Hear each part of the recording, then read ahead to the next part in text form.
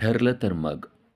या मालिकेच्या आजच्या भागामध्ये आपण पाहणार आहोत अर्जुनने मधुभाऊंसाठी मेडिकल कॅम्प लावलेला आहे. त्या मेडिकल कॅम्पचा फायदा आता त्यांच्या गल्लीतल्या सर्व व्यक्तींना होत आहे. अर्जुनने आपल्या मधुभाऊंसाठी हा कॅम्प लावला या गोष्टीचा आनंद सायलीला झालेला आहे. तिला माहिती आहे की हे सगळं तो मधुभाऊंना खुश करण्यासाठी करतोय आणि हे सगळं करत असताना सायलीला मात्र खूपच आनंद होतोय. कारण अर्जुन स्वतः तिथे येतोय. तिला अर्जुनला पाहायला पण मिळतंय आणि अर्जुनचं चांगलं इम्प्रेशन मधुभाऊंवर पडतंय. मधुभाऊंचा ताप हा 100च्या वर गेलेला आहे. डॉक्टरांनी ताप चेक केल्यावर त्यांना सांगितलंय, की तुम्ही अगोदरच दवाखान्यामध्ये येणं गरजेचं होतं. तुम्ही इतका वेळ का थांबलात? असं देखील डॉक्टर त्यांना म्हणतायत. तेव्हा कुसुम सांगते, की "असं नाही, आम्ही आत्ता दवाखान्यातच येत होतो. पण आमच्या इथंच आता फ्री मेडिकल कॅम्प आलाय, त्यामुळं मग आम्ही थांबलो." डॉक्टर त्यांना चेक करतात आणि म्हणतात, "यांना औषध गोळ्या लवकरात लवकर देणं गरजेचं आहे. 3 टाईम औषध गोळ्या द्या, भरपूर पाणी प्या, हलकं अन्न घ्या आणि आराम करा. यापेक्षा वेगळं काही करण्याची गरज नाही." अर्जुन ते सगळं ऐकत असतो. आमचे डॉक्टर प्रधान म्हणजे उत्कृष्ट डॉक्टर आहेत. त्यांचं जर का ऐकलं ना, तर तुमची तब्येत ठणठणीत राहणार. असं अधूनमधून कॉमेंट्री करत अर्जुन बोलत असतो. अर्जुनचं ते वागणं सायलीला अगदी पटलेलं असतं. सायलीवर तर अर्जुनचं फुल इम्प्रेशन पडलेलं आहे. पण मधुबा मात्र जेवढे तापलेले आहेत त्यापेक्षा जास्तच रागीट झालेले आहेत. मधुबा म्हणतात, "मला कशाची सुद्धा गरज नाही." डॉक्टर म्हणतात, "तुम्हाला आता उपचाराची आणि औषध गोळ्यांची गरज आहे. कसलाही हट्टीपणा न करता मी जी गोळ्या औषधं देतोय ना, ती 3 टाईम खायची. मग तुम्ही ठणठणीत बरे व्हाल." पण मधुभाऊंना मात्र राग आलेला आहे. त्यांना बळच इथं आणलेलं आहे, ती गोष्ट आवडलेली नसते आणि बळच इथं आणून झोपवलेलं असतं आणि त्यांची बळच चेकिंग केलेली असते. या गोष्टीमुळं ते जरासे नाराज झालेले असतात. ते चिडतात आणि डॉक्टरांनी दिलेलं औषध मात्र ते घ्यायला तयार होत नाहीत. डॉक्टरांनी त्यांच्यासमोर औषध गोळ्या धरलेल्या असतात, पण आता त्यांनी त्या औषध गोळ्या चक्क झटकून टाकलेल्या असतात. डॉक्टर कुसुम आणि सायली यांना मात्र त्या गोष्टी पटलेल्या नसतात. मग आता अर्जुन कॉमेंट्री करतच आहे. तुमच्या हट्टीपणावर देखील औषध द्यायला पाहिजे, असं डॉक्टरांपुढं वागू नका, अन्यथा ते मग दुसरा काहीतरी उपाय करू शकतील, असं म्हणून अर्जुनने आता डॉक्टरांना दुसरा पर्याय देखील सुचवलेला असतो. आता दुसरा पर्याय म्हणजे काय? असा विचार मधुभाऊ करत असतात, तेव्हाच अर्जुनने सांगितलंय, "दुसरा पर्याय म्हणजे आता तुम्हाला इंजेक्शनच देणं गरजेचं आहे." कुसुम मात्र आश्चर्यचकित झालेले असते, कारण मधुभाऊंनी डॉक्टरांच्या सगळ्या गोळ्या उधळून लावलेल्या असतात आणि आता त्यांच्या या हट्टीपणावर अर्जुनने सांगितलेला दुसरा उपाय म्हणजे त्यांना इंजेक्शन देणंच गरजेचं आहे, असं डॉक्टरांनी देखील ठरवलेलं आहे. कारण डॉक्टरांना देखील मधुभाऊंचं ते वागणं पटलेलं नसतं. पण यांना लवकरात लवकर बरं करणं गरजेचं आहे, असा विचार करून त्यांनी दुसरा उपाय निवडलेला आहे. आणि अर्जुन कॉमेंट्री करत करत सांगत आहे, "औषध गोळ्या घ्या, लवकरात लवकर बरे व्हा, अन्यथा तुम्हाला इंजेक्शन द्यावं लागेल आणि मग इंजेक्शन देऊन तुम्हाला बरं करावं लागेल." डॉक्टर प्रधान म्हणतात, की यांना देखील आता इंजेक्शनच देणं गरजेचं आहे. दुसरा काहीही पर्याय उरलेला नाहीये. कुसुम म्हणते, "अहो, त्यांना जरा हट्टीपणाची सवय आहे. जरा मी त्यांच्यातर्फे माफी मागते." डॉक्टर म्हणतात, "तुम्ही माफी मागण्याची काही गरज नाही. आम्ही अशा पेशंटशी दररोज डील करतो. काही काळजी करू नका." मधुभाऊ म्हणतात, "मला औषध, गोळ्या, इंजेक्शन काहीसुद्धा नको आहे." पण आता अर्जुन सांगत असतो, "डॉक्टरांचं काम आहे पेशंटला बरं करणं. पेशंटने डॉक्टरांना सल्ला देऊ नये. डॉक्टरच पेशंटला सल्ला देत असतात." असं मुद्दाम तो कॉमेंट्री करून सांगत असतो. खरं तर तो बोलत असतो मधुभाऊंनाच, पण अशा प्रकारे तो बोलत असतो, की ते सगळ्यांनाच बोललं जाईल. आता अर्जुनने जो दुसरा पर्याय डॉक्टरांना सुचवलाय, तोच करणं गरजेचं असतं. डॉक्टर सांगतात, "आत्ताच्यांदा इंजेक्शन देऊया." 2 कंपाउंडर असतात. त्यांना आता डॉक्टरांनी मधुभाऊला घट्ट पकडायला सांगितलेलं आहे. मधुभाऊंच्या लक्षात आले, की आता आपली सुटका नाहीये. आपल्याला इंजेक्शन मिळणारच. अर्जुन देखील त्यांच्याकडे पाहत असतो आणि सांगत असतो, की "जर का तुम्ही हलला नाही, तर तुम्हाला व्यवस्थित इंजेक्शन डॉक्टर प्रदान देणार." आणि आता मधुभाऊंना इंजेक्शनाशिवाय पर्याय उरलेला नसतो. मधुभाऊंचं लक्ष अर्जुनकडे असतं आणि एका क्षणात त्यांना इंजेक्शन टोचलं देखील आहे. मधुभाऊ आरडाओरडा करतात, ओरडायला लागतात, पण आता इंजेक्शन त्यांना देऊन झालेलं असतं. डॉक्टर प्रधान म्हणतात, "आता काळजी करण्याची काही गरज नाहीये. पेशंटला इंजेक्शन दिलेलं आहे. आता गोळ्या औषधं देतोय, त्या तुम्ही नंतर घेतल्या तरी चालतील." कुसुम आता खुश झाली आहे, कारण मधुभाऊंना इंजेक्शन दिले, त्यामुळे त्यांचा ताप आता लवकरात लवकर कमी होईल आणि त्यांना बरं वाटेल, हे त्यांच्या देखील लक्षात आलेलं आहे.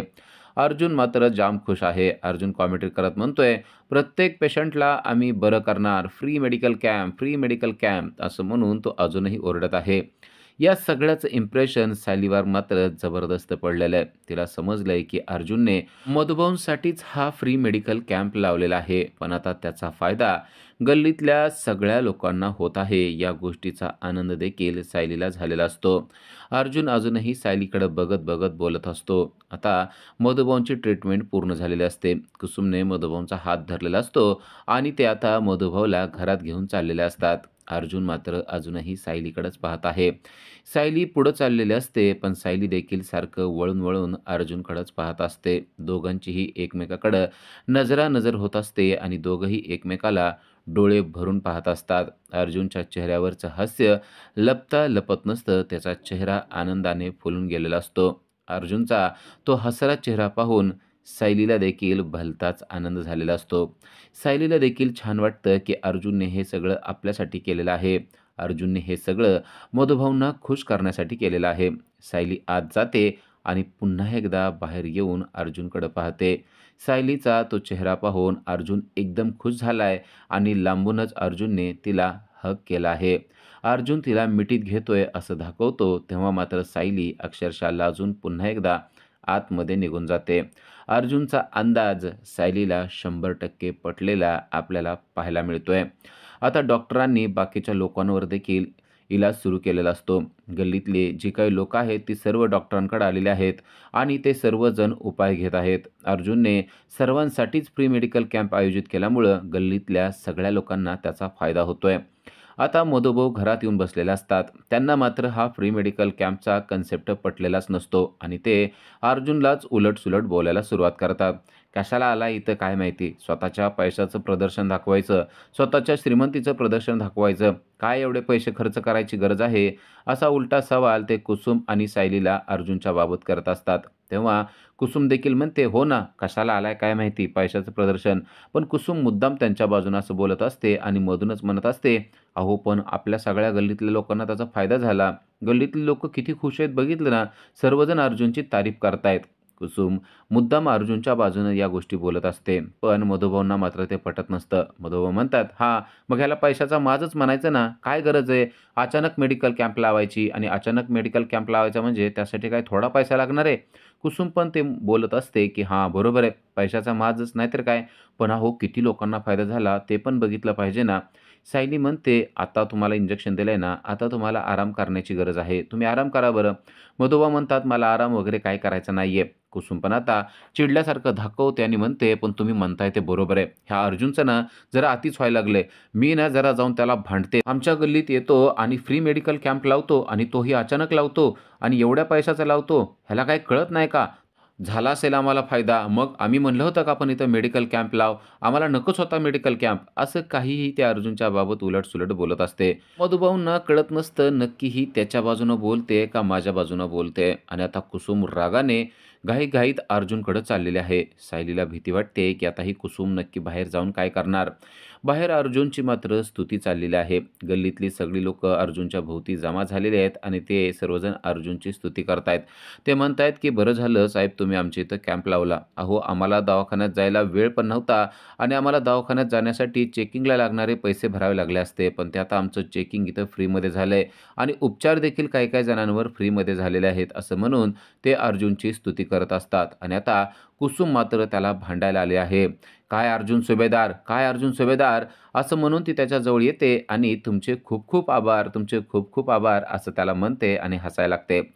अर्जुनला देखील माहीत आहे की कुसुम आपल्या बाजूने आहे. अर्जुन म्हणतो, "कशी आहे आता पेशंटची तब्येत?" तेव्हा ती सांगते, "पेशंट अगदी ठणठणीत आहे. जरा चिडचिडपणा करतोय, पण तो चिडचिडपणासुद्धा त्याचा लवकरात लवकर बरा होईल." कुसुम आल्यानंतर अर्जुनचे आभार मानते हे पाहून सायलीला देखील आनंद झालेला असतो. गल्लीतली सर्वच लोकं अर्जुनची स्तुती करत असतात. "असा नवरा शोधून सुद्धा मिळणार नाही बाबा आणि असा माणूस शोधून सुद्धा सापडणार नाही." अशी स्तुती ते करत असतात आणि सायलीला या सगळ्या गोष्टी ऐकायला खूप छान वाटत असतं. सायलीच्या लक्षात आलेलं आहे की अर्जुनचं इम्प्रेशन आता फक्त मधुभाऊ आणि सायली यांच्यावरच पडलेलं नाहीये, तर अख्ख्या गल्लीमध्ये त्यांचं इम्प्रेशन पडलेलं आहे. अर्जुन देखील त्यांना सांगायला मागं पडत नाही, की माझी बायको इथं राहते म्हणल्यानंतर मी इथं फ्री मेडिकल कॅम्प लावणारच ना आणि त्याचा फायदा तुम्हाला करून देणारच. आता जोपर्यंत बायको इथं आहे ना, तोपर्यंत मी अधून-मधून इथं येत राहणार आणि तिला भेटत राहणार, असं जेव्हा तो म्हणतो, तेव्हा सायली अक्षरशः लाजून जाते आणि सर्वजण हसायला लागतात. लाजून सायली घरामध्ये निघून जाते. कुसुम तिच्याकडे पाहत असते. सर्व लोकांनी खरोखरच अर्जुनची चांगली स्तुती केलेली आहे. कारण अर्जुनने कामच तसं केलेलं असतं. अर्जुन आता सगळ्यांच्या मनामध्ये भरलेला आहे. सर्वजण अर्जुनची स्तुती करतायत. मधुभाऊंचा जावई चांगला आहे बरं का, अशी स्तुती आता सगळ्या गल्लीमध्ये अर्जुनविषयी चालू झालेली आहे. इकडे सुभेदारांच्या घरी कल्पना आणि प्रिया सोफ्यावर बसलेल्या आहेत आणि प्रिया कल्पनासाठी सफरचंद कापून देत आहे आणि तेव्हाच चैतन्य हा ऑफिसला चाललेला आहे. चैतन्य अजून घरातच आहे तर अर्जुन निघून गेलाय. त्यामुळे कल्पना चैतन्याला विचारते, "अरे तू एकटाच आहे, अर्जुन कुठे आहे?" तेव्हा तो सांगतो, "अर्जुन कामानिमित्त मीटिंगनिमित्त बाहेर गेलेला आहे." तेव्हा कल्पना म्हणते, "तू आता ऑफिसला जाणार आहेस का कोर्टात जाणार आहे?" तेव्हा तो म्हणतो, "मी आता ऑफिसला जाणार आहे." कल्पना मात्र त्याला विचारत असते, की "तुम्ही दोघं एकत्र का गेला नाहीत आणि त्याचं असं महत्त्वाचं काय काम होतं?" तेव्हा चैतन्य उडवा-उडवीची उत्तरं देत सांगतो, की "अहो, त्याची महत्त्वाची मीटिंग होती. मग तो पुढं गेला आणि माझं एवढं काही काम नव्हतं म्हणून मी मागं थांबलेलो होतो." चैतन्य काहीतरी बोलून पटकन तेथून पळ काढत असतो.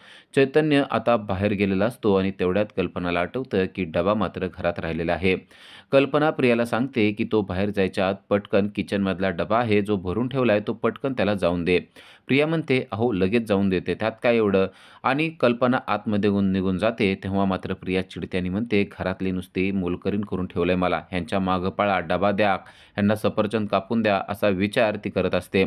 कल्पना आता तिच्या रूममध्ये निघून गेलेली असते. प्रियानं तो टिफिन उचललेला असतो आणि तो टिफिन उचलून ती आता चैतन्यच्या मागं गेलेले असते. चैतन्य तोपर्यंत बाहेर आलेला असतो आणि त्याने अर्जुनला फोन लावलेला असतो.